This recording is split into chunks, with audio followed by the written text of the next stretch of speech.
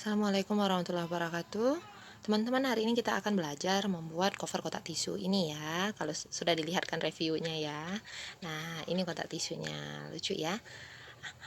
Ada beberapa yang harus saya jelaskan mengenai bagian-bagian yang akan kita buat. Pertama, yang akan kita buat adalah bagian bawah kotak tisunya, ya.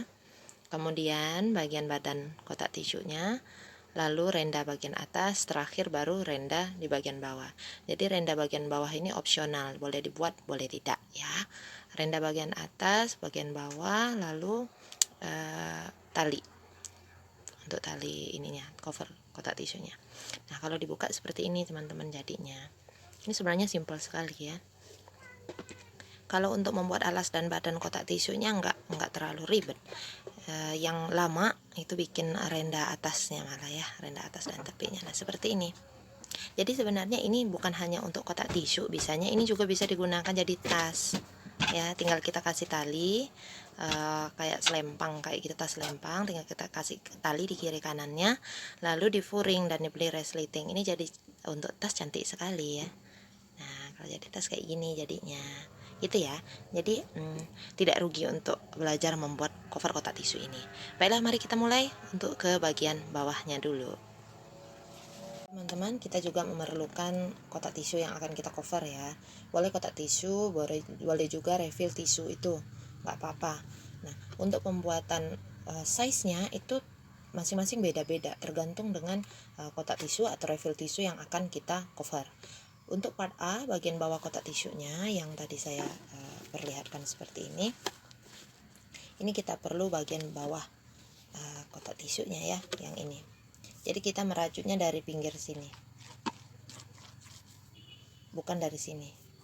Karena kalau dari sini kan agak panjang ya, nanti mana tahu bosan. Kalau ini kan agak pendek, jadi nggak kerasa nanti ngerajutnya. Nah, itu untuk bagian part A, ukuran ini yang kita pakai. Untuk bagian part B nya tingginya ini sama ke arah sini, jadi 2 kali lipat dari tingginya. Kalau yang saya ya, kalau yang teman-teman nanti sesuaikan, cara menyesuaikannya saya ajarin nanti ya. Oke, nah kita buat dulu yang part A nya. Baiklah, kita akan mulai untuk membuat bagian bawah kotak tisunya ya. Kita slip knot terlebih dahulu, kemudian kita buat rantai sepanjang 36 CH. Sesuaikan dengan ukuran lebar kotak tisu atau refill tisu yang akan kita cover. 2, 4, 6, 8, 9, 10, 11, 12, 13. Lanjutkan teman-teman ya. Yang penting kelipatannya itu harus kelipatan 3 ya. Saya sudah buat 36 CH. Kita sesuaikan dulu dengan bagian bawah, lebar bawahnya. Nah, ini ya, lebihkan sedikit. Karena nanti waktu dibuat DC kadang ini menciut ya. 36 saya lebihkan seperti itu. Setelah 36 plus 6 lagi. Ya, plus 6. Ini saya beri tanda nih, biar nggak keliru nanti teman-teman lihatnya. Kita plus 6 tuh, 2, 3, 4, 5, 6. Kemudian kita buat DC nya di CH ke 9 dari hakpen. Tadi kan udah 6 ya, di sini berarti 7, 8, 9. Nah, kita dari penanda itu nomor 2 nya, nomor 2 setelah penanda ya, sebelum penanda ya. Kalau dari hakpen nomor 9 CH nya, buat di situ 1 DC plus chain 2. Nah, ini perhatikan bentuknya nih, itu ya. Ini 6, terus kita buat DC di chain ke 9, mundur. Kalau dari peniti penanda yang kita pakai tadi, itu berarti mundurnya 2 ya.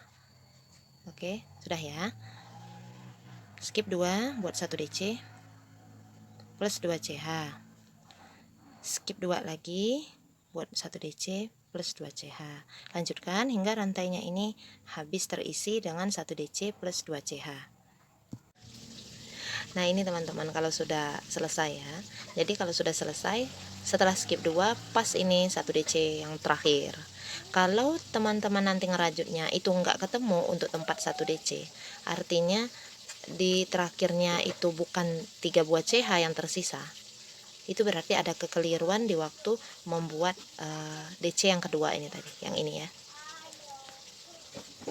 Jadi akhirnya itu pas itu chain 2, skip 2, 1 DC. Seperti itu ya. Nah, Kalau kita pakai 36 CH awalnya, nanti hasil lubang besarnya ini ada 12 seperti ini gitu ya. Ingat caranya tadi, chain awal itu kelipatan 3, kemudian plus 6, lalu buat DC di chain ke-9 dari hakpen. 1 2 3 4 5 6 7 8 9 ya. Kalau betul nanti hasilnya akan pas di akhirnya ini 1 DC. Oke. Nah, kita akan masuk ke row 2. Di row 2 kita buat 5 CH. Seperti itu.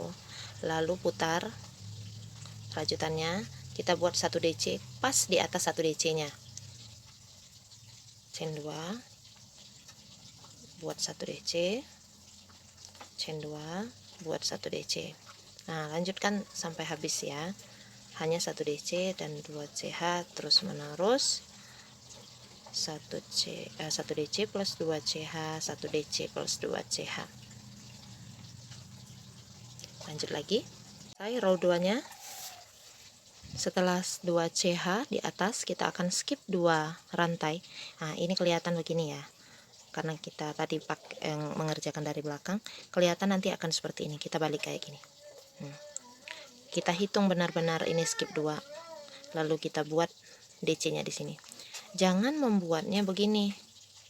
Ini nanti membuat bagian alasnya itu agak miring. Ya, walaupun nanti tidak akan terlalu terlihat.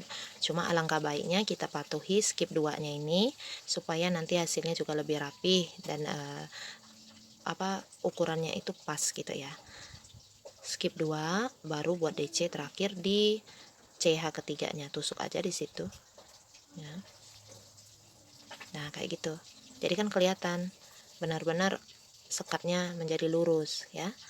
Lanjut ke row 3, chain 5, caranya sama dengan row 2 tadi. Kita mengerjakan 1 DC pas di atas DC yang pada round sebelumnya, kemudian tambahkan 2 CH, lalu 1 DC, 2 CH, 1 DC. Sampai nanti teman-teman menghasilkan alas rajutannya sama dengan panjang dari cover kotak tisunya ya. Jadi ini kan dari sini ya. Nah, sampai nanti ke bagian ini. Oke, seperti pada gambar yang berikut ini ya. Saya tampilkan gambar yang cover kotak tisu yang sebelumnya.